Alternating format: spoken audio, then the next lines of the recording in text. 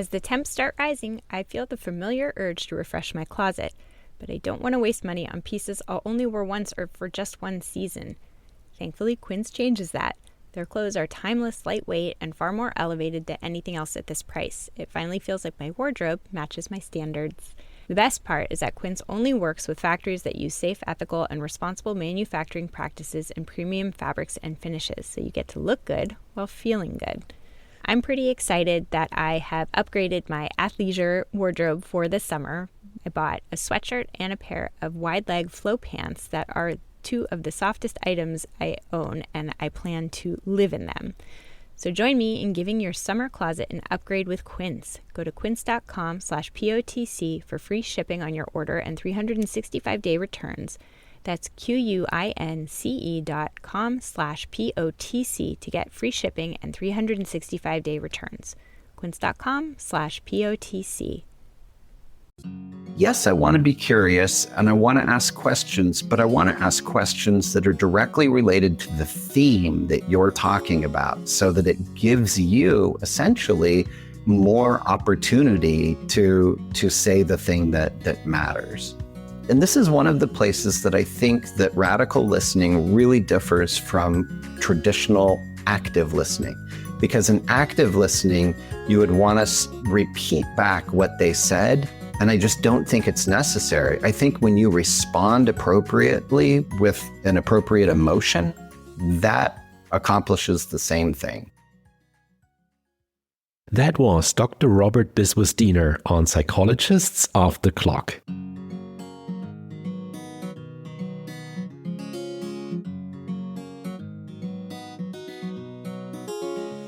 We are 5 experts in psychology here to bring you cutting-edge and science-based ideas to help you flourish in your relationships, work, and health. I'm Dr. Debbie Sorensen, a clinical psychologist practicing in Mile High, Denver, Colorado, and author of Act for Burnout, Act Daily Journal, and the Act Daily Card Deck. From America's Heartland, I'm Dr. Emily Edlin, a clinical psychologist based in Chicago, Illinois, and author of Autonomy Supportive Parenting. I'm Yael Schoenbrunn, a clinical psychologist, faculty at Brown University, author of Work, Parent Thrive, and a biweekly newsletter on relationships. Calling in from Vienna, Austria, I'm Michael Herold, ACT coach, confidence trainer, and author of an upcoming book on being a better conversationalist and making friends. And from coastal New England, I'm Dr. Jill Stoddard, author of Be Mighty, The Big Book of ACT Metaphors, and Imposter No More. We hope you take what you learn here to build a rich and meaningful life. Thank you for listening to Psychologists Off the Clock. Hello, everyone. I'm sitting here with Yael to discuss my interview with Robert Biswas-Diener on his amazing book, Radical Listening. And Yael, we already in prep for this recording, we were now talking for nearly 15 minutes on all of the thoughts that we had on the interview. So what were your thoughts listening to the conversation? Oh, gosh, I have so many thoughts. I love any conversation about listening, and it is something that I think about and teach like most days of my professional life. And I do think that this is a very powerful episode. And one thing I just want to point out is that listening is hard.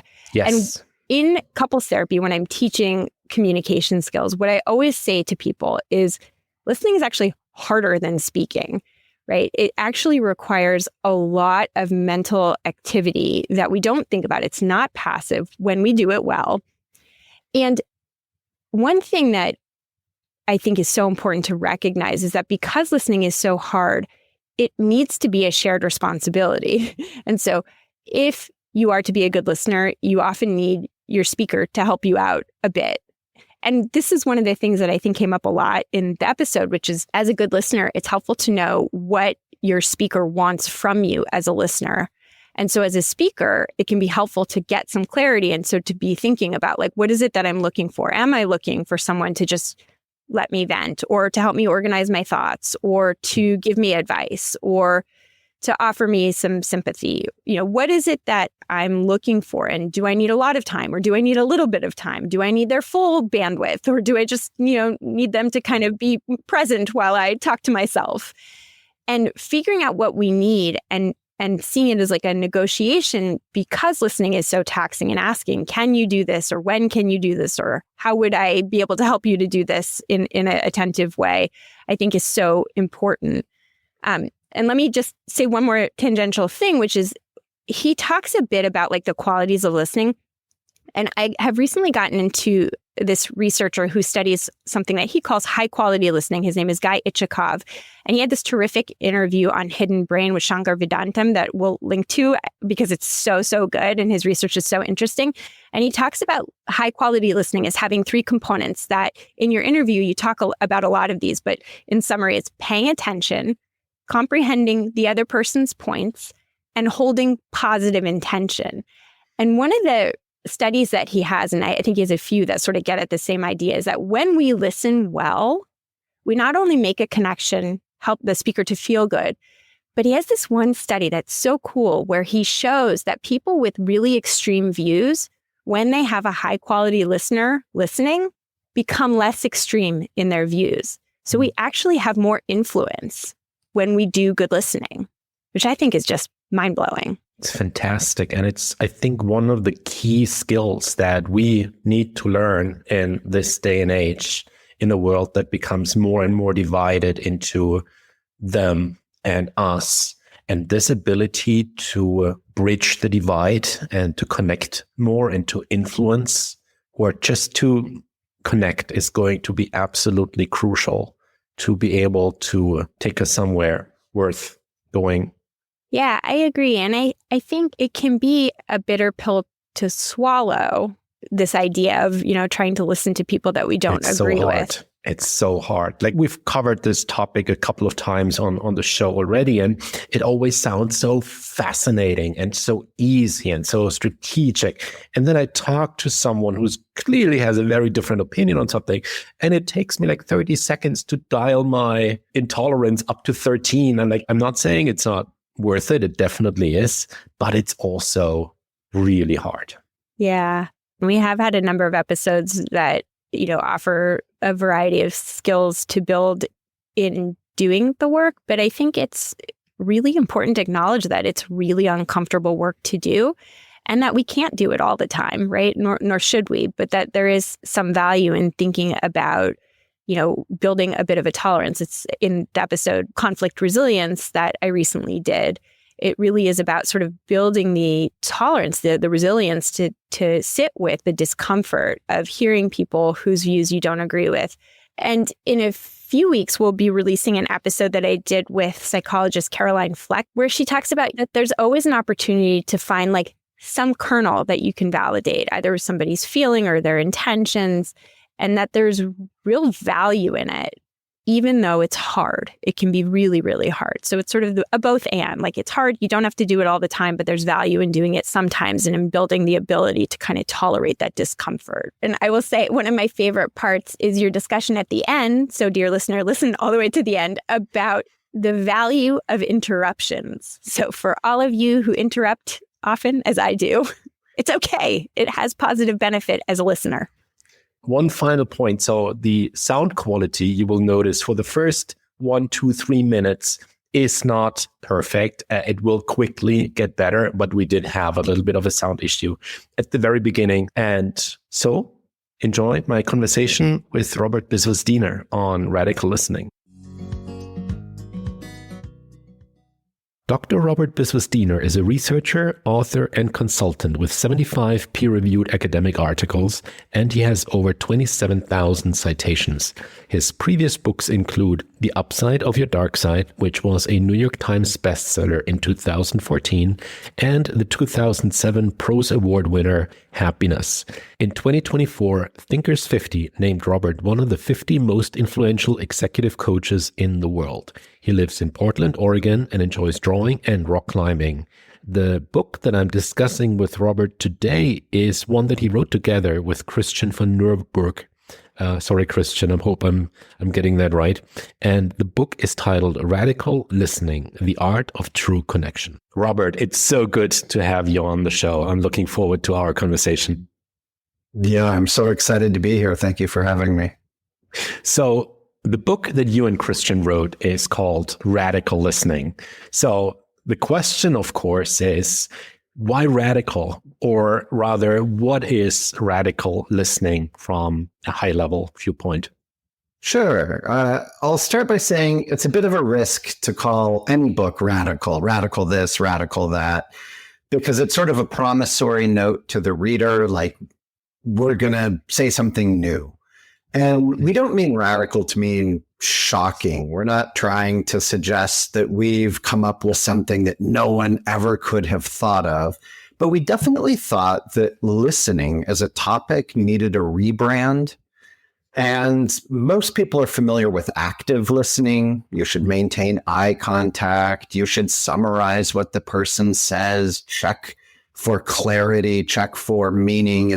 Do I understand you right? Let me read this back to you. And both Christian and I were a little bit dissatisfied with these approaches. So I'll just throw out to you this idea. You've probably never once done that with a friend of yours. You know, a friend doesn't come to you and say, oh my gosh, my birthday's next week. I'm going to take a trip to the countryside. And you're like, let me just check and make sure that I'm reading you correctly. And yet we've adopted this somewhat clumsy methodology in our professional relationships. So Christian and I just thought, can we build on this? It's not, active listening is not wrong. It's not bad, but can we just do something that just sort of builds on it or provides something a little bit fresh? So for us, it all starts with intention, that you must have a positive intention towards the person speaking. And that intention will guide your attention. So there are many modes of listening. I could listen to learn from you. I could listen to validate you. I could be listening to solve a problem. And depending on sort of what mode of listening I'm in, what my intention as a listener is, that's going to guide my attention to different slices of the conversation. I'm going to pay attention to completely different details in the conversation, depending on what my intention is. So that's sort of the core thesis of radical listening. Now, I have so many thoughts on the intention piece. But before we go there, what might some examples of what we could listen for be, just so that our listeners can, pun intended, our listeners can follow along? Yeah, absolutely. So imagine that your best friend comes to you and says, I'm going through a terrible breakup. And you get the idea that you're not there to fix their relationship, but instead your intention is to validate them. And here, that's going to guide your attention towards a specific set of variables within the conversation. You're probably going to pay attention to their emotional state, the emotion words. You're going to pay attention to their expression of emotion. And that's going to be very different than listening to learn. So here, imagine a student in a classroom listening to a lecture. They're not really all that concerned about the facial expressions or the emotional expression or the emotional state of the instructor. Instead, what they're going to pay attention to is key words, main concepts, links between key concepts, links between what's being said and their existing web of knowledge. And that would be different again if you were listening to fix something. If you're listening to fix something, you might be listening for procedures, order of operations, key components. And so really whatever you engender in your own heart, whatever you set your intention to be, that is going to guide what you're sensitive to or pick up in the conversation. And that is such a beautiful concept, because what that takes care of is overwhelm. So when I work with clients that want to work on their social skills and their communication skills, and they learn all of those things to look out for, plus all of the things that they need to do, right? The eye contact, the body language, questions, rephrasing, all of that stuff. It's just overwhelm, doesn't even describe what they're going through at that point. But what I picked up from your book, the idea of decide on the intention. And if I'm not mistaken, you write, be clear on the intention even before the conversation starts. If you're then clear on the intention, then comes, okay, we need to listen for A, B, and maybe C, but we can narrow down on exactly that because here is what we want to get out of that conversation. Exactly right. It lets you off the hook for taking in 100% of the information. There is a kind of pressure on people to think of themselves as these sponges that can just absorb everything. I'm going to take in 100% of everything in a conversation. But I think of it more like a trial lawyer. So a trial lawyer has an intention, and that is, I'm going to listen in order to undermine your argument and to defend my client, say. Yeah. So I have a very specific intention. So I'm not worried about paying attention to everything. I'm only worried about paying attention to inconsistencies in your argument, weak evidence in your argument. It's all I need to pay attention to because that's what I'm going to attack, essentially, when it's my turn to speak. Now, that's a very antisocial motive, as opposed I wasn't going to say anything. Yeah. The pro-social motives are things like connecting with people, appreciating people, helping to solve problems. But the antisocial motives like defending or undermining or arguing, those are also legitimate. For example, but the court system is based on this adversarial kind of relationship and listening. So it just goes to show that it lets you off the hook and it frees up your resources to really concentrate on what matters to you in the conversation. So the part that, for example, stood out for me and the clients that I'm working with was this connection piece, where what do you actually listen for? With all the thousands of things you could listen for, what do you listen for if your intention in that conversation is to connect with someone? You listen for commonalities. What if you want to appreciate the other person? Well, you listen for things where they did something that they might be proud of or that someone else might be proud of, and you highlight that. And there is a lot more to the conversation for sure. But if you want to get 90% of that conversation nailed, like this is what you need. This is the 80 that does the 20. Yeah, absolutely. There's also a set of obstacles to listening that is related to this. And everyone knows that some of the obstacles to listening are things like being distracted or having a lot of emotions going on that you're trying to manage. But there are several that are very well-intentioned where you're trying to connect with someone that actually potentially stand in the way. So one of these is comparing, and this is finding commonalities with people. So for example, you might tell me, Michael, oh, I went to Sri Lanka on holiday. And I might say, oh, I also went there on holiday. And what I'm trying to do is say, see, we have something in common. We're alike. Let's discuss this thing that we both have experience with. But it runs the risk of stealing the podium from you, but sort of robbing you of the opportunity to speak. And then its cousin is competing. So you tell me, oh, Robert, I didn't get much sleep last night, only 5 hours. And I say, Michael, I only got 3 hours of sleep. And again, my intention is good. I'm trying to say we're both sleep deprived. Look what we have in common. But it can come across as if I'm trying to one up you and take away the spotlight from you and put it on me. So sometimes finding that common ground can serve as an obstacle to connect, even though it's very well intentioned. Yeah, I mean, I can imagine that there's a lot of those things in a social connection where there's always two sides to the same coin. Advice, right, could be unsolicited, could be really helpful. Knowing something a little bit better than the other person might be, sometimes really useful. If, you come to me with your broken car and I'm a car mechanic, it's a really good thing that I know more about this. But in other conversations where we talk about this idea of, I know this better than you do, and let me tell you, of course, gets in the way. Well, yeah, I think this actually relates to the subtitle of the book, which is about true connection. So one half of the conversation is listening and listening with intention. But the other half is that the speaker also has an intention. So the speaker wants to get across something to you. If they're complaining to you about how long they were on hold with customer service, They might be trying to entertain you. They might be trying to pull for sympathy from you. So part of what you're listening for is not only your own intention, but also what is it that the speaker wants? Because you want them to match your intention and their intention.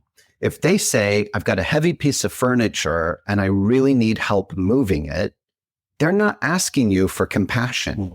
They don't want you to say, wow, that must be so hard for you. I can't imagine what it's like to be frustrated and not be able to move furniture. What they want for you is to grab one side of the furniture and actually help them move it. They're looking for a fix to their problem. So I love that you brought up the mechanic example, because the mechanic says, essentially, you're looking for a fix. I'm going to listen with getting a fix in mind. And when you have both people aligning on what the motive, the outcome for the conversation is, that's where you feel the most connected. That's why when we're misaligned, when your friend comes to you and said, oh, I just broke up with my partner, and what they're looking for is validation, but what you give them is advice and a fix, that's a misalignment. Mm-hmm. So anytime you find alignment and motive, that's where you're going to find the biggest connection. So how do I, as the listener, now pick up on what it is that the person speaking wants to get across? Because I'm sure I know my intention. How do I read the intention of the other person? That's a great question. And I think there are two primary ways we know the intention of the speaker. The first is to simply ask them. So I just want to make sure that I understand what you want out of this conversation. Like, are you hoping for advice? Are you hoping just to be heard, to be listened to? And I think the more artful version is just to pick up on it. And the truth is, we are all kind of socially gifted. We all have a lifetime of experience under our belts where we're reading other people, where we are making intuitions about what they want. And you're being a little bit flexible. You can even try out something. Maybe you offer a small piece of advice and they sort of push it away. Well, that's a good signal to you that advice is not what they're looking for, and you might just try validating their experience instead. So being flexible with your own intention is one of the keys to doing this well. And that also highlights something that is so important in a conversation to understand, and that is that there is not the perfect flow chart that will tell you exactly what to do and exactly what moment, because we're all humans and our intentions change, our mind changes. I mean, the fact whether we're hungry or not is going to change our approach to this conversation. And so this idea of putting out an attempt to understand the other person and then maybe getting it a little bit wrong is perfectly fine, because that is just part of this. So, okay, I tried advice giving. I got a really angry look from Robert. So now I'm going to try, switching into empathy mode and see how that resonates. This is just, how conversations work. Yeah.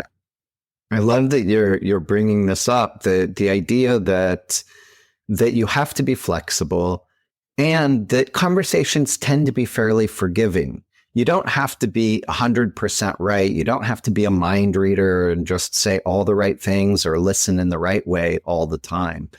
It's going to be a little bit flexible. And I think that people respond well to the positive intention. And if your positive intention is to appreciate them, to understand them, to learn from them, to help them to solve a problem, even if you get it right and have to make an adjustment, or get it wrong and have to make an adjustment, I think they're going to pick up on the fact that you have a positive intention towards them. And I think that's an important start. Yeah. So let's talk about, for the remaining 4 hours that we have together, at least according to the list of questions that I brought for our conversation, let's look at I think this is an important part of the book. Let's look at the skills, internal and external, that we hopefully bring and train in this endeavor. Yeah, absolutely. So if just the notion of intentionality is sort of the foundation. Then there's a whole bunch of skills that go with it. And we've listed 6 skills that are core to listening. The truth is, I don't know if there are just 6 skills. 6 seems like an easy number for people to remember. It seems like it covers a lot of ground. There could be 8, there could be 4, but 6 is a reasonable place to start. And we've divided these into 2 categories. The first are 3 internal skills. These would be invisible. They're just happening within you. They're psychological states or mental states. And then 3 of them are behavioral skills or external skills. They're things that an observer could see in action. So one of the internal skills, just to start us off, would be quiet inside, quieting yourself. And this is just managing your own emotions, not being distracted. Sometimes people do it by creating an environment that's conducive to listening, putting their phones away, turning off computer notifications. But it also can mean taking a moment to, whatever it is you do, meditate, take a walk, doodle, whatever it is, just to sort of center yourself so that you're not still thinking about the last meeting you were in or the next meeting you have to go to, and you can give the person in front of you your full and undivided attention. And you also look at like these types of silence that are out there, and then kind of in a karate move, like moving them around and then using them strategically as conversational silence. Yeah, absolutely. And it's interesting because people think of silence as just one thing. It's the absence of talking. But in conversations, silence takes many forms. So I'm sure the people listening to this will be able to relate. But sometimes someone's talking about a topic that you disagree with them about. But rather than getting into a big drawn out argument, you just don't say anything about it. You just sort of nod and go along. And that's a certain type of conversational silence. That's sort of, I'm remaining silent. I'm withholding my true opinion so that we don't get in a fight. And that's different than the kind of silence that happens when someone needs time to think and really put together their words and sentences and articulate their thoughts. And that's different than the kind of silence that happens in a group conversation where some people are participating and some people are not. And maybe the silence is a measure of engagement in the topic. So silence can indicate engagement, agreement, need for time to think. It can mean all sorts of things. And that's one of the things that you can pay attention to if you have the resources left over in your mind to pay attention. In that regard of using silence as an indicator or a guidepost in the conversation, there's the flip side to that my clients will often call the awkward pause. And I think actually that this idea that this is awkward comes from the idea of, at least in Western culture, we look at a conversation like a ping pong match where I'm passing the ball over to you and you pass it back. If you keep the ball, that's kind of weird. Like, Robert, yeah, let's get back in the game. Like, this is not yours alone, right? And so the idea that you're asking me a question and then look at that, there's crickets and Michael needs to think for a couple of seconds, or he has maybe even been listening so intently that I didn't give my mind the ability, the permission to think ahead of what I might say next, creates this awkward, well, it's not awkward, but it comes across for a lot of people as the idea of, wow, Robert asked me something and then I was staring into the camera for 1.5 seconds, and that was the most embarrassing thing that happened this week. And at the same time, like, different cultures see this differently. Maybe I'm jumping ahead on this, so I will leave it with the idea of the awkward pause and how much would that actually be awkward when we look at silence in that way. I love that you're bringing this up. I love that you're nodding to culture, because different cultures perceive silence in different ways. And I think your metaphor of a ping pong game is is exactly appropriate to Western cultures. We want it to be a quick back and forth. You talk, I talk. You talk, I talk. Neither of us should dominate too much of the conversation. Unless you're telling sort of a long, funny story or you're giving a presentation, we make some certain allowances, but otherwise it should be back and forth. But in many other cultures, silence is considered respectful, it's considered thoughtful, and it's not perceived as all that awkward. I one time went to a birthday party of a teenager in Greenland. And this was a native group living in northern Greenland where I was conducting research. And the birthday party was nearly silent. It was most of us just sitting around on sofas and chairs and not speaking. We were just sort of spending time in each other's company. And I did this for about an hour. And at the end of the hour, sort of stood up and shook the birthday boy's hand and said, congratulations, happy birthday, and left. And that was considered entirely appropriate in that context. But that's a little bit different than you would want probably as a Westerner, let's say on a first date. You probably would feel like you were jumping out of your skin if you were eating together and for an hour, neither of you spoke. That explains a couple of things about past dates. Yeah. Thanks for illuminating that part. And also, I mean, look at some of the beautiful Japanese movies that you talk about the concept of ma, which is like the Japanese concept of just breathing room for something to unfold and to relax.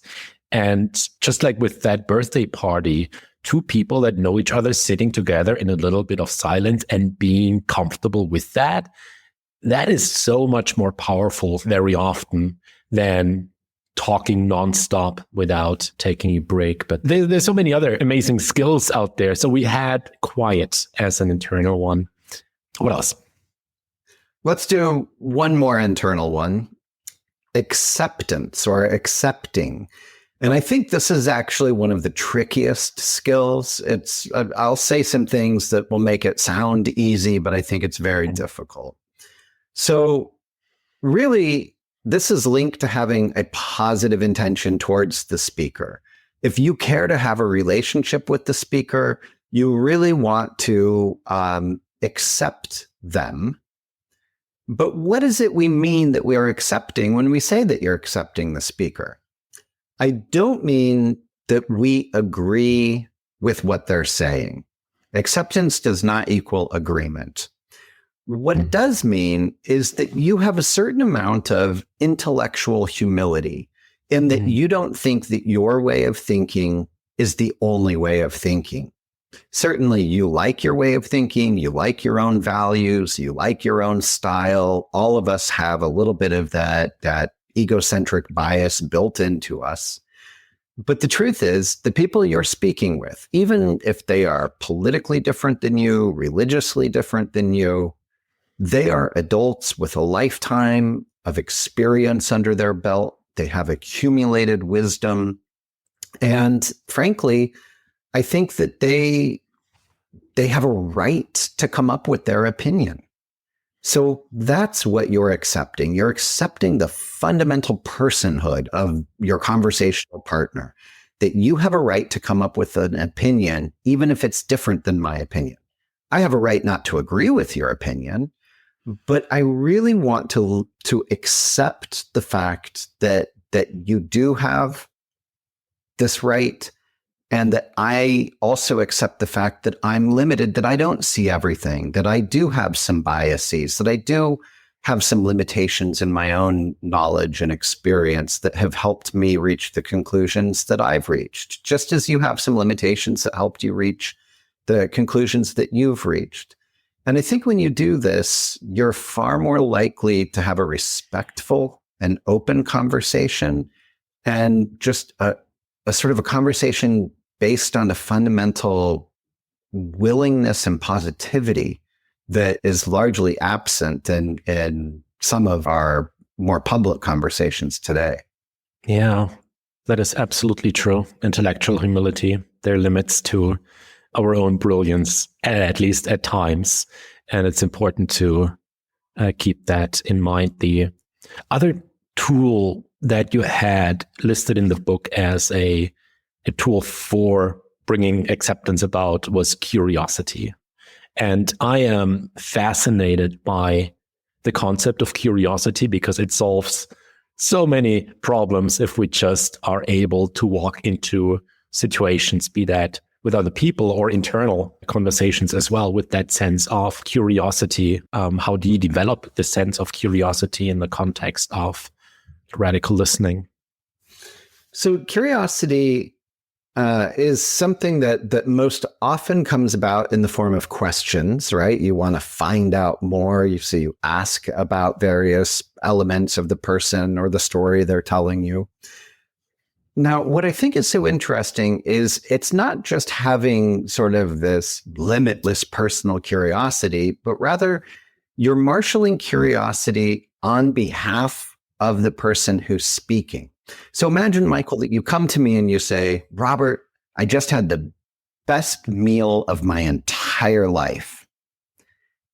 I might be curious and ask you, what time was your reservation for?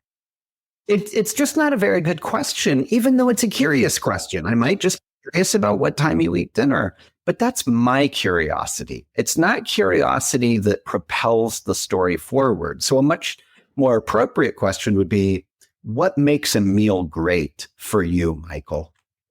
Not even what did you have or where did you eat, but the bigger, like, what is a great meal?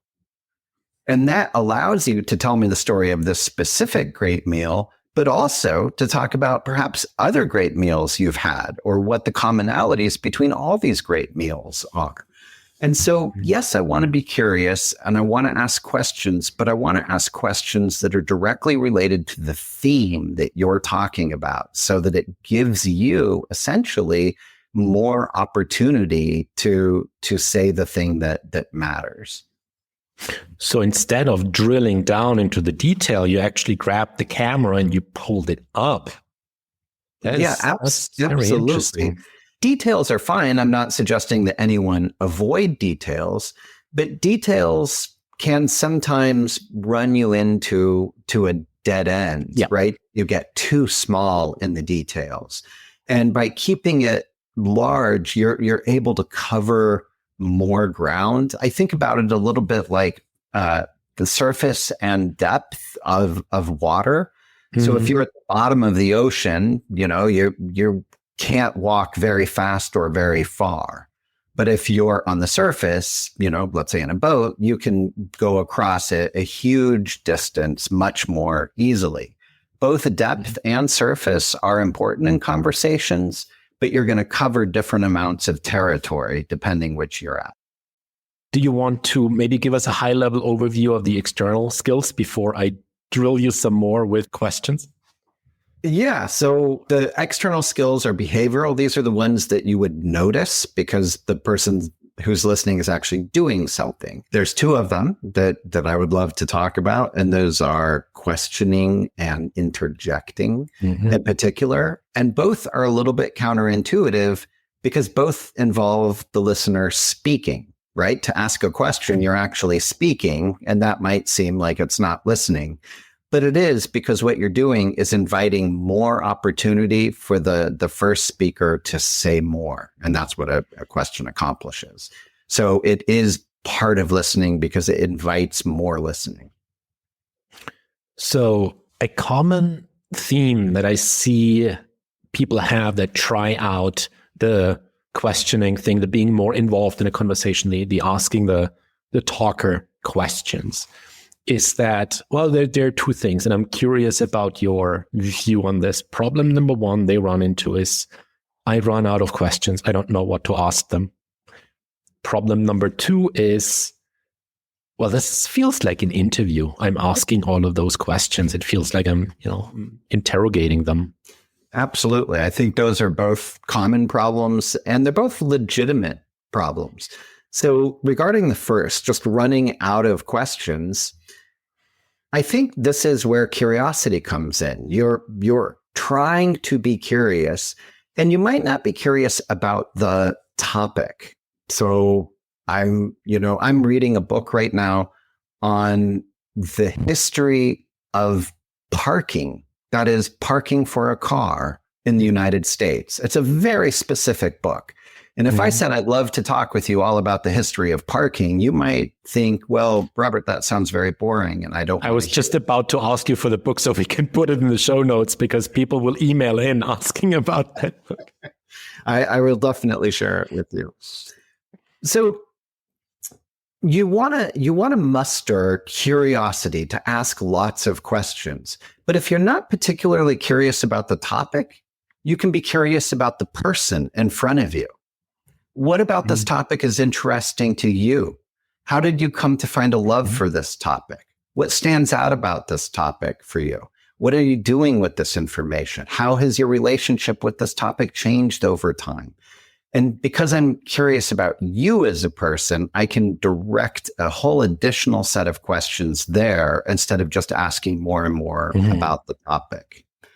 And then the second is this idea that if you ask too many questions, it's an interview, or even worse, an interrogation. And I do think that if you just pepper a person with question after question, what do you value? What are you trying to accomplish? What's next for you? What's your 5-year plan? It does feel quite oppressive. And this is where I think you just have to remember to be a bit human. So when they're responding and telling you about their plans, make sure that you're responding to them emotionally. This is where I think if they say something funny, you laugh. If they say something heartfelt, you put your hand over your chest or you frown. And this signals to them that you're listening and that you're engaged. And this is one of the places that I think that radical listening really differs from traditional active listening, because in active listening, you would want to repeat back what they said. And I just don't think it's necessary. I think when you respond appropriately with an appropriate emotion, that accomplishes the same thing. Beautiful. Yeah, let's do that. Because there is this theme that rephrasing sometimes has where it feels almost formulaic. There are some people that I occasionally have conversations with that obviously know what they're doing. They're very good conversationalists. And I know that if I tell them something, I'm going to get the summary back the moment I'm quiet.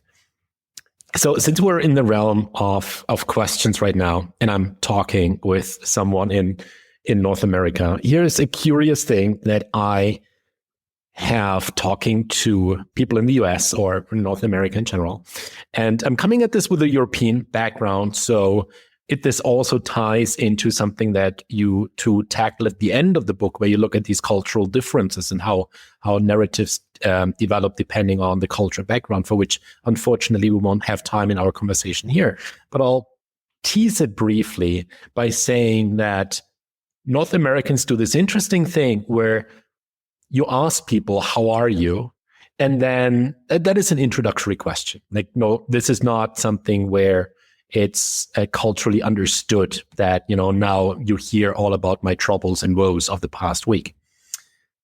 And at the same time, it's something that if you do that in Europe, you'll get your car key because it's considered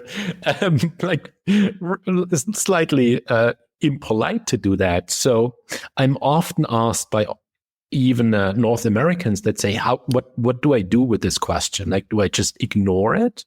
Do I give a longer answer? I know this is only loosely related to radical listening, but I'm curious what your thoughts are on that.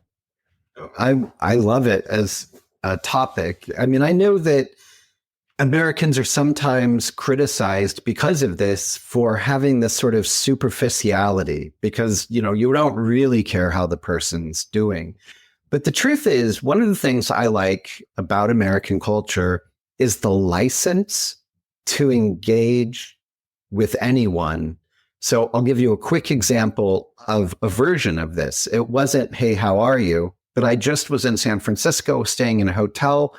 2 guys came to get on the elevator with me, and I held the elevator open for them. Once they were on the elevator, I turned to them and I said, hey, Have you ever pushed the closed door button to keep someone out of the elevator? Like they were running down the hall and you just wanted to ride the elevator alone. And both of them said, absolutely, I've done that. And I said, yeah, I've done that too. But, I kind of wish I wouldn't have. I wish I were a better person. And they said, yeah, us too. Now, that's a real interaction. There is a real sense of connection about that. And we really do care about that. And I think it's kind of a fun, interesting conversation. Now, it doesn't need to go deeper than that. We're not exchanging phone numbers or becoming friends.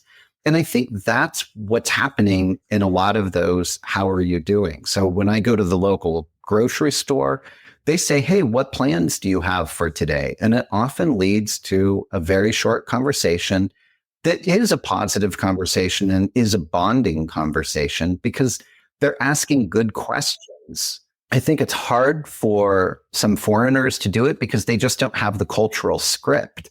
Just like when I show up to, a cafe in Sweden, say, I don't understand immediately. Am I supposed to order at the counter? Is someone going to come to my table? I just don't know how to read the situation because I'm not local. So I think it can be a little bit difficult to decode the local cultural scripts. But once you do, it can open up lots of opportunity. Yeah, I absolutely agree with that. Except for the pushing button to close elevator doors, like Robert, please. Like who would do that?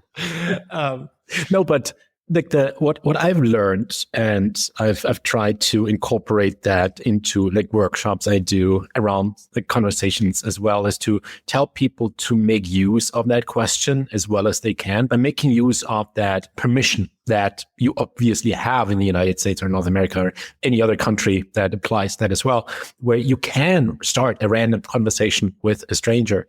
And while most people will expect to get a very short answer to the question, how are you today?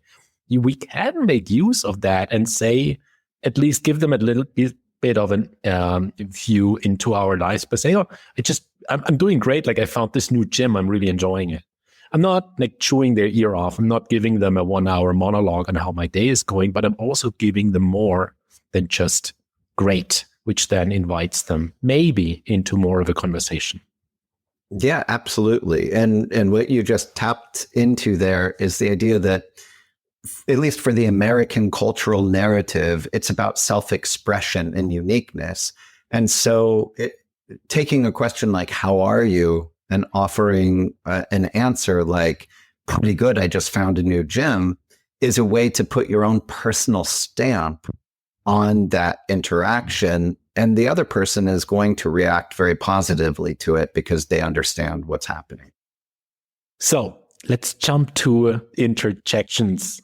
Interjection is one of the more radical ideas in radical listening because I and Christian, we make the argument that interjecting is one of the highest forms of listening. And here's why. It demonstrates an extreme level of engagement. Now, if you think about interruption, it's something you do all the time, not just you, Michael, but everybody. And it's just two people speaking over one another or speaking simultaneously. So when your friend is talking and you say, at the same time, that's a very small interruption. You're interrupting them. Or if you say, oh, wow, you're interrupting them. Or sometimes you turn to a friend to repeat what the main person just said or to make a joke on the side. Those are all forms of interruption. But mostly we don't consider those interruption because you're returning the turn to speak back to the speaker immediately. The only form of interruption we think is rude is when you take the turn away from the person and you keep it. But anytime that you interject with a question or a comment, and then it's immediately their turn to speak again, they think that's not particularly rude. And what you're doing is showing them, hey, I'm with you. I'm engaged. I'm listening. Yeah. So true. You have this beautiful diagram in the book, or this graph where you show like different kinds of interruptions, from the asides, the humor, the alerts, stealing the podium, taking the microphone. That was very very informative. And I was happy to see that the humor that seems to be my standard form of interjection was like all over the place. So I'm either doing it horribly wrong or really well. I mean, sometimes interjection is rude and it doesn't work, but oftentimes it's a great signal of your engagement. And I will say about that little drawing, Christian did that drawing and he did all the drawings in the book. So I just think that's kind of a cool little bit of radical listening. There are very, very cool graphs or graphics in there to give an overview of the concepts, because there are so many concepts in the book and they all tie together. They all attach to the same concept.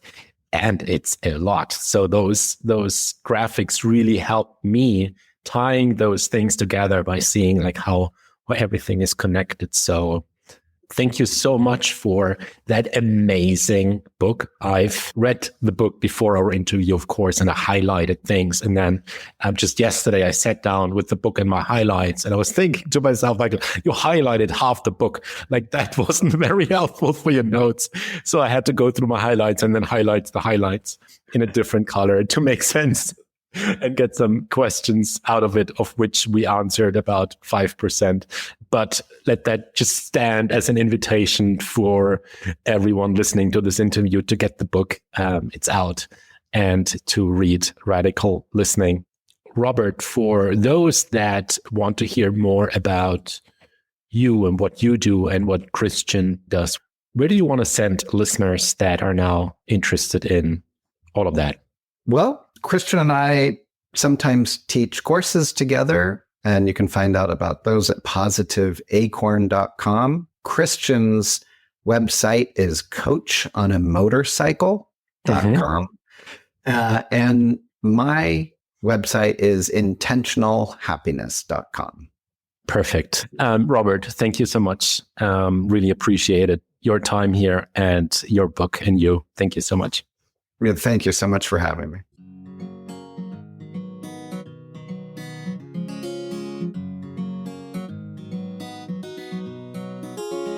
Thank you for listening to Psychologists Off the Clock. If you enjoy our podcast, you can help us out by leaving a review or contributing on Patreon.